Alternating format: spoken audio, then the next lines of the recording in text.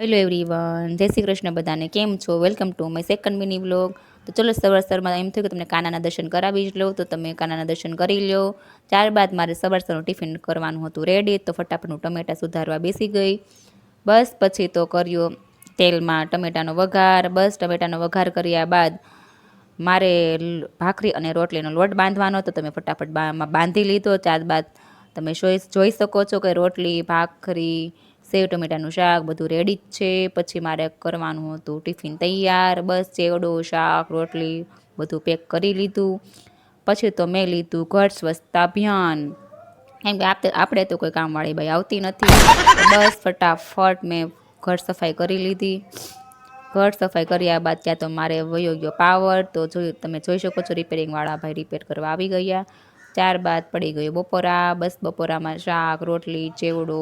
તો ચાલો બધા જમવાને. હા, મારી ચેનલ તમને ગમી હોય તો લાઈક, સબસ્ક્રાઈબ જરૂર કરજો. તો થેન્ક યુ.